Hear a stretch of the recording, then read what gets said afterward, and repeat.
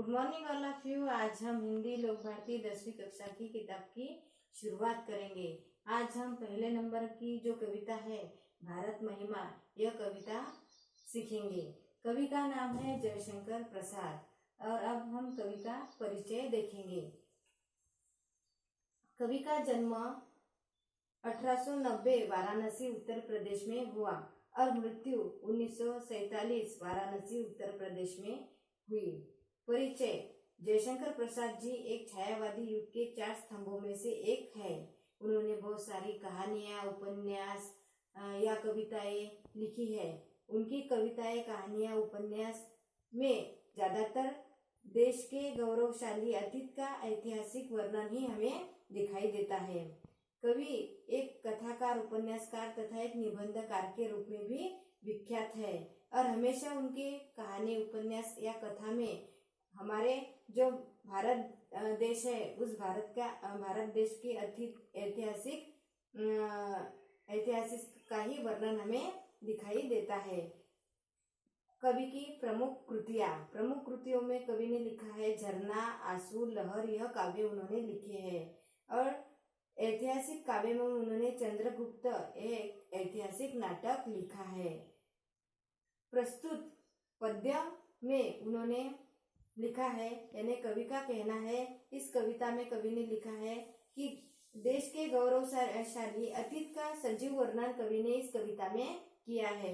यानी हमारा जो भारत देश है उस भारत देश का जो अतीत है, अतीत का गौरवशाली वर्णन इस कविता में कवि ने किया है। कवि का कहना है कि हमें अपने देश पर गर्व करना चाहिए। यानी हमारा जो भारत देश है तो भारत देश के ऊपर हमें हमेशा गर्व करना चाहिए।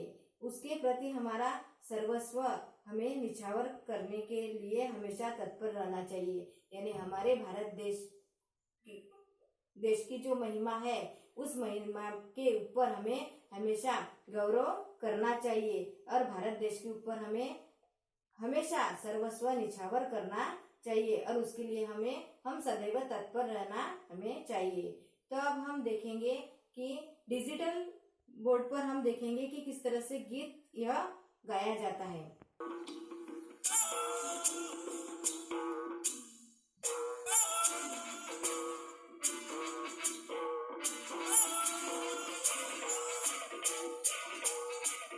पाठ 1 भारत महिमा। में उसे किरणों का दे उपहार, उषा ने हंस अभिनंदन किया और पहनाया हीरक हार। जगे हम लगे जगाने विश्व, लोक में फैला फिर आलोक। व्योमतम पुंज हुआ तब नष्ट, अखिल संस्कृति हो उठी अशोक। विमल वाणी ने वीणा ली, कमल कोमल कर में सब प्रीत। सप्त स्वर सप्त सिंधु में उठे, छिड़ा तब मधुर साम संगीत। विजय केवल लोहे की नहीं, धर्म की रही धरा पर धूप। भिक्षु होकर रहते सम्राट, दया दिखलाते घर घर घूम। गोरी को दिया दया का दान, चीन को मिली धर्म की दृष्टि। मिला था स्वर्ण भूमि को रत्न, शील की सिंहल को भी सृष्टि। किसी का हमने छीना नहीं, प्रकृति का रहा पालना यही। हमारी जन्मभूमि थी यही, कहीं से हम आए थे नहीं। चरित्र पोत भुजा में शक्ति, नम्रता रही सदा संपन्न। हृदय के गौरव में था गर्व, किसी को देख न सके विपन्न। हमारे संचय में था दान, अतिथि थे सदा हमारे देव। वचन में सत्य, हृदय में तेज, प्रतिज्ञा में रहती थी टेव। वही है रक्त, वही है देश, वही साहस है वैसा ज्ञान, वही है शांति, वही है शक्ति, वही हम दिव्य आर्य संतान। जिए तो सदा इसी के लिए, यही अभिमान रहे ये हर्ष, निछावर कर दे हम सर्वस्व, हमारा प्यारा भारतवर्ष।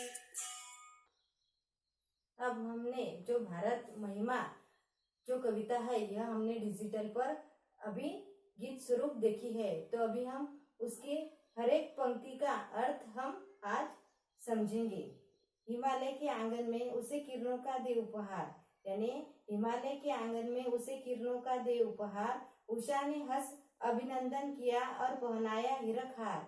यानी हिमालय के आंगन में, यानी हमारा जो भारत देश है, भारत देश में हिमालय पर्वत जो है वह पर्वत एक आंगन के स्वरूप इस कविता में कवि ने प्रस्तुत किया है कि हिमालय पर्वत एक आंगन है और उस आंगन में किरणों का दे उपहार। किरण यानी सूरज की जो किरणें उस हिमालय पर्वत पर जब गिरती है तो उस किरणों को उपहार स्वरूप कवि ने हिमालय पर्वत को भेंट वस्तु अर्पण की है।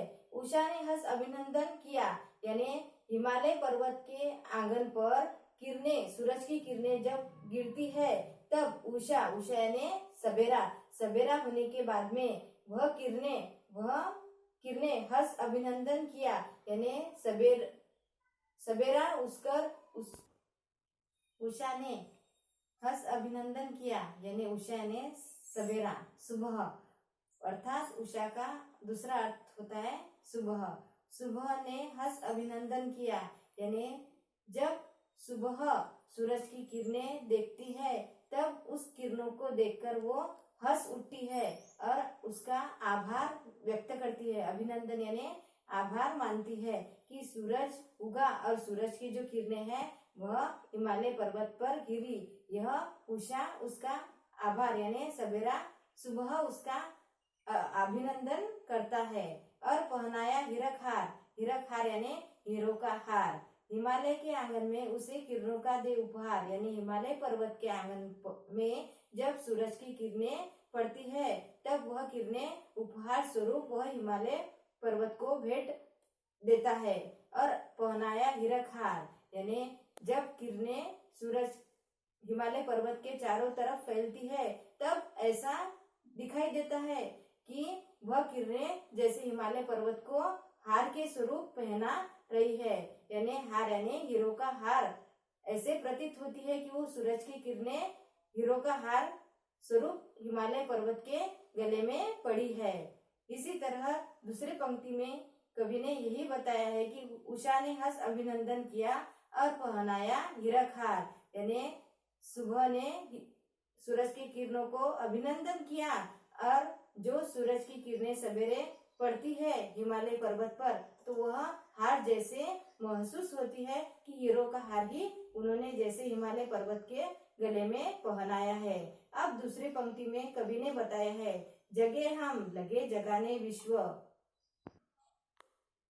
जगे हम लगे जगाने विश्व। इस पंक्ति में कवि ने कहा है लोग में फैला फिर आलोक, जगे हम लगे जगाने विश्व, लोक में फैला फिर आलोक, योम तम पुंज हुआ तब नष्ट, अखिल संस्कृति हो उठी अशोक।